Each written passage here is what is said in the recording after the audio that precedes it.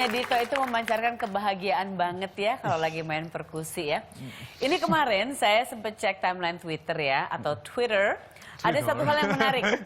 Ada satu hashtag, mungkin kalian yang di studio, yang di rumah, atau Dito juga sudah lihat juga. Satu hashtag yang jadi trending topic.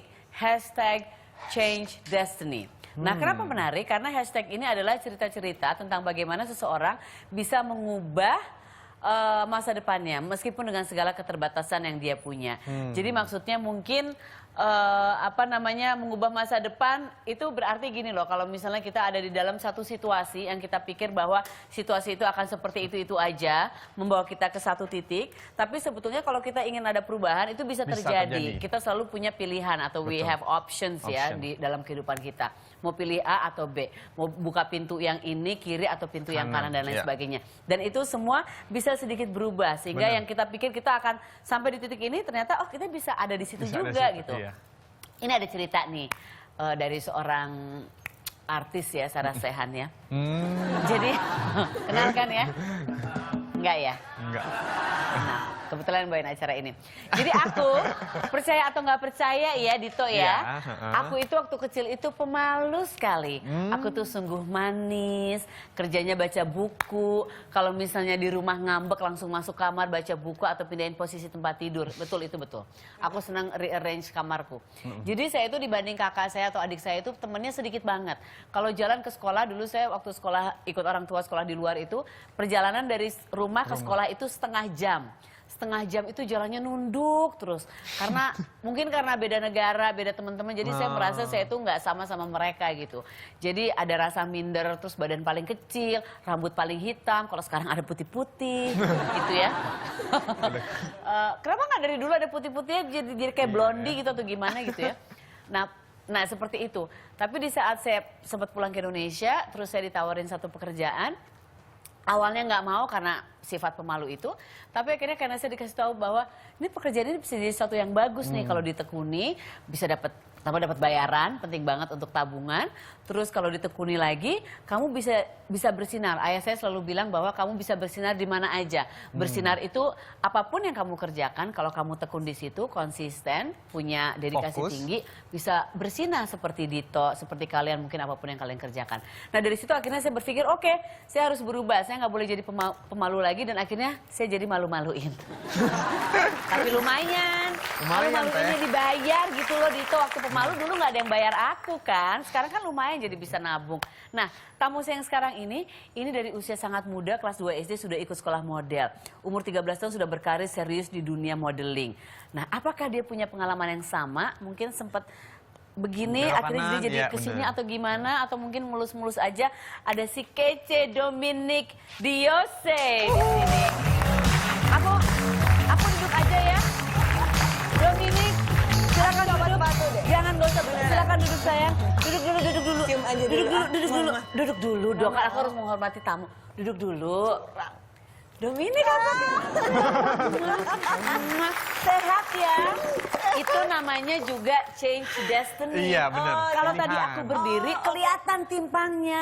Karena aku begini jadi kelihatan kita seolah-olah bareng-bareng modeling dari kelas 2 SD itu. 13 tahun juga ya? 13 tahun aku. Oke, iya. Enggak, kamu kan modeling dari kelas 2 SD, ya kan? Iya, 2 SD tuh sebetulnya lomba-lomba. Ikut lomba. Aku dari 2 tahun. 2 tahun? Ikut lomba-lomba juga. Oh iya? Iya, sama. Modeling? Jadi iya, modeling. Gila ngeri banget ya 2 tahun ya. Tapi kamu punya cerita yang sama juga nggak? Seperti aku tadi, change destiny gitu. Punya. Kalau tadi kan aku dengar kalau Teh Sarah kan benar-benar kecilnya pemalu gitu kan. Maksudnya turning point-nya memang karena itu you have to be shine. Iya. Ya kan? You have to shine. Harus bersinar gitu ya. Sound like a diamond.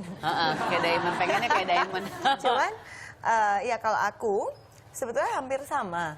Itu adalah pesan dari ibuku sebetulnya. Cuma aku mulai karir itu dari 13 tahun sebelumnya. Jadi dari 2 SD memang udah kelihatan banget suka. Kenapa kamu suka di modeling? Kenapa suka fashion? Kalau sering nonton fashion zaman dulu gitu kan. Diprototin terus gitu aku ya, gini. Karena aku cuma bilang karena aku nggak tahu kenapa kok setiap kali aku lihat model-model senior itu jalan, sepertinya dunia itu milik mereka dan aku tuh pengen banget beli baju yang mereka pakai gitu. Oh, oke.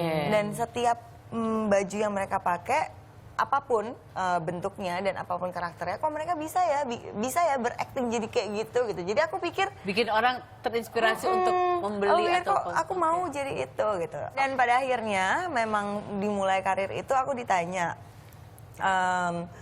kamu masih muda, mau jadi apa?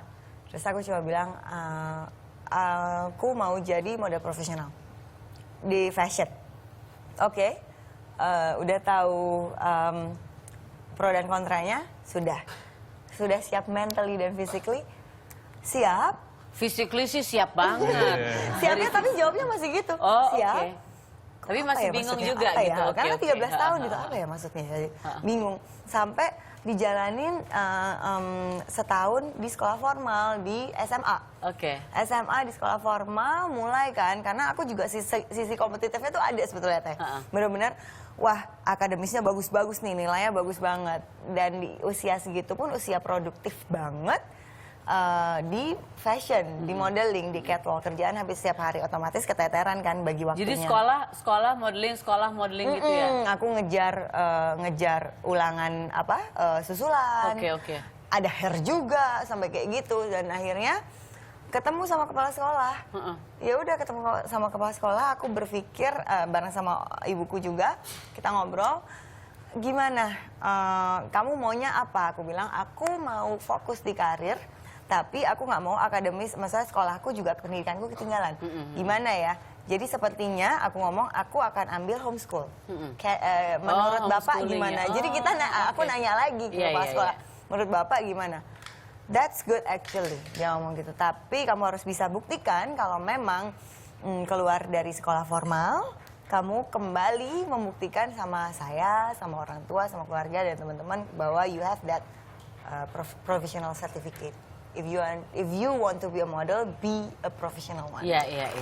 Aku ada salah satu temanku juga nih yang mungkin kalian sudah di sosial media sudah sempat lihat ada sedikit tayangannya gitu ya tentang dia sempat mengambil beberapa keputusan sehingga mengubah alur hidupnya yang mungkin tadinya dia pikir akan bagaimana tapi ternyata jadinya begini.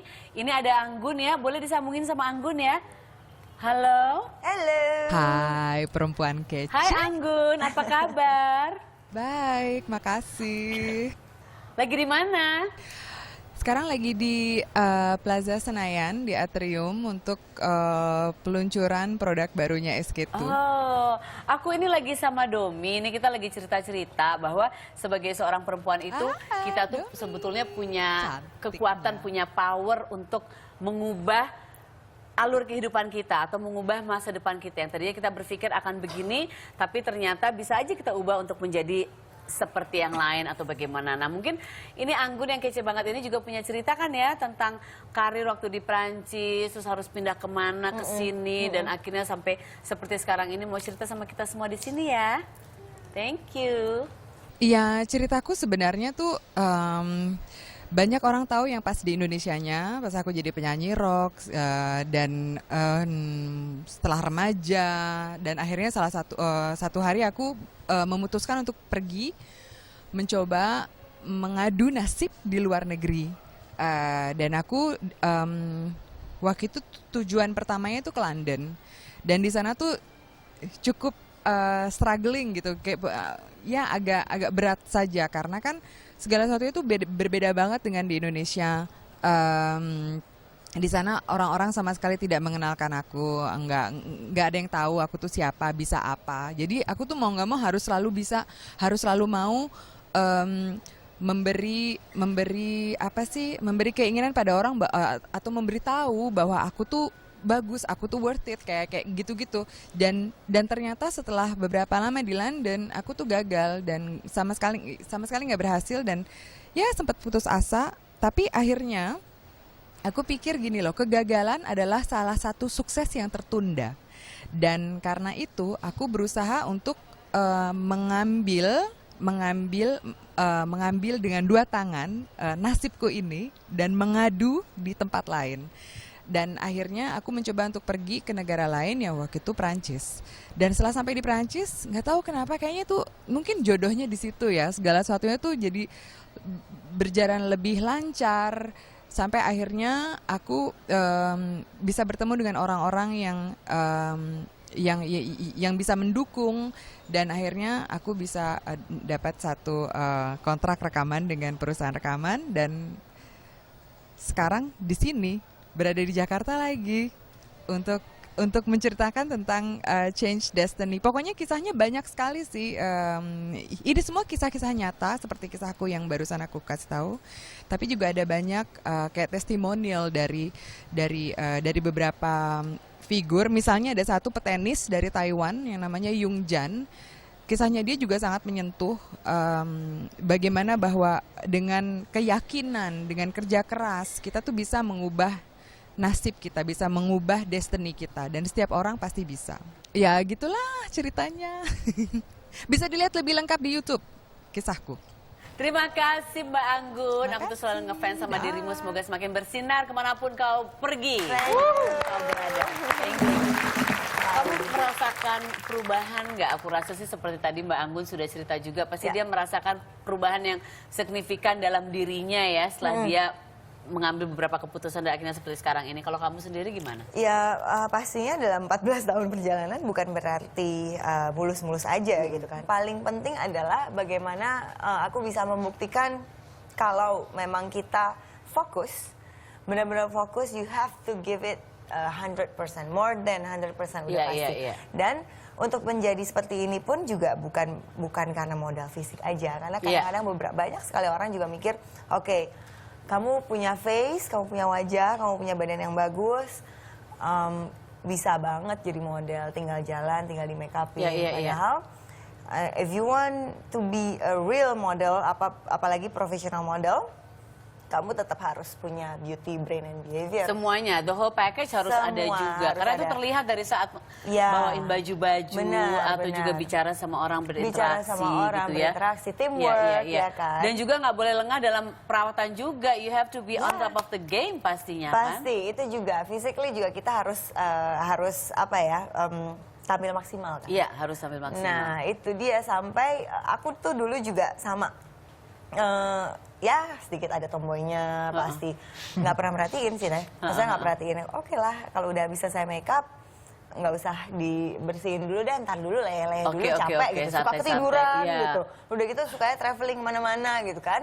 Traveling, pulang-pulang tanning tapi nggak, ini kulitnya makin kering, cuma jadi belang-belang kan, jadi sampai sempet banget di reject sama satu makeup artist juga karena kulitku sangat kering waktu itu. You cannot do this job. Itu kayak, ini kayak. Aduh, sebagai seorang model ditolak karena kondisi ininya ya. Jadi mulai dari situ mulai sadar bagaimana caranya perawatan kulit yang baik. Mau bagaimanapun, nomor satu ya kita harus merawat diri sendiri juga dulu gitu. It comes and it start from us. It starts from us, iya bener. Kita harus jadi diri sendiri. Kita nggak bisa lengah, diem aja. Semuanya udah bagus dalam kehidupan kita. Ya udah, nggak ada maintenance-nya. Maintenance itu penting banget ya. Nomor satu itu. Ih, cantik banget. Jadi, in other words, sebetulnya kalau kalian merasa bahwa kalian ada di satu posisi masa depan kalian, kok kayaknya begitu-begitu aja, itu sebenarnya bisa diubah. Yang penting kalian itu ada kemauan yang keras, ada dedikasi, ada semangat yang luar biasa, dan ngerti bahwa pilihan-pilihan hidup itu selalu ada, dan ambillah yang terbaik. Dan bayangin visual, akan jadi gimana aku, dan itu goalnya dan harus berjalan ke arah situ. Betul sekali. Gitu ya? So siapa bilang kita nggak bisa mengubah destiny kita gitu, hanya karena orang-orang bilang kamu ini, kamu nggak bisa. Kita semua pasti ada keterbatasan dalam hidup, tapi kita harus bisa lewatin keterbatasan itu ya. Domi, thank you sudah hadir di sini. Satu lagi, Tata. Satu lagi. Kamu mau kemana sih sekarang? Aku mau ke event sebenarnya. Oh, mau ke event? Aku mau ngajutin event SK2. Oke. Jadi ada SK2 Museum. Sebenarnya aku juga mau ngelanjutin, mau ngecek kulit dulu. Tapi kayaknya udah dicek juga ya. Tapi satu hal, aku harus cerita Teh, ayo kalau bisa habis dari sini nyusul aku ke sana. Jadi eventnya itu ada di Plaza Senayan, Atrium. Oke. Dan di acara SK2 Museum ini sebetulnya udah dari tanggal 22 kemarin. Udah kemarin, oke. Sampai tanggal 27. Oh, I see. Masih Jadi ada beberapa hari lagi. berlangsung, Oke. betul. Oh, Nah. aku bisa dari sini ya. Dari sini langsung ke situ. Karena kan kadang-kadang kita kalau mikir, aduh buat kulit suka coba-coba atau enggak Iya, ikut-ikutan bener. kan sama teman-teman. Balik lagi sebetulnya, kembali lagi ke kita sadar, oh iya kulit ini butuh perawatan. Nah, di situ di SK2 Museum kita punya beauty consultant. Terus juga kita bisa tahu cek kulit kita maunya apa, ada magic ring, Oh iya, dites iya, gratis. iya. Oh dites, jadi kesimpulannya adalah begini, sebelum kita ambil keputusan dalam hidup kita juga kita harus kenalin diri kita sendiri. Bener Sebelum kita ambil dong. keputusan merawat bagaimana, harus kenalin juga kondisi kita Kondisi. semua. Jadi bisa aku mau dites. kesana, bisa. Aku mau ke situ. Bisa. Berarti Jadi kita aku bandingin. seperti kamu. Jadi kita bandingin umur kulitnya Tessara berapa, umur kulitku berapa. Nggak usah dibandingin, kita kan sama umurnya. Iya, oh iya. Iya. Iya, iya penonton. Kalau komplain nggak diajak. Nah, Nggak usah diajak juga, di situ semua bisa datang ya. Coach semua yang bisa Oh datang. tuh, Datang Dito aja. tuh bisa Aku bawa bisa, istri. aku bisa. Bisa. Bisa, Oh, ada. cowok bisa ya? Cowok bisa. Bisa juga Buat ngetes ya? SK2 Men, ya. Oh, SK2 Men. Oh, that's good. Makin Yes. kinclong ya pengantin baru ini. Domi, again terima kasih. Kita Sama-sama. sudah diajak ke eventnya. Ya. Ini ada oleh-oleh buat kamu. Oh, sudah berubah jadi, oh ini Tessara nih. Jago, berubah? kamu belum dapat bantalnya kan? Belum, Itu aku belum dapet. belum perawatan jadi kuning kulitnya. Kasihan deh aku. Ya. Hey, abis ini ada resep dari Chef Sandra Johan. Tetap di Oke. sini, jangan kemana-mana. Thank you, Dom. Thank you.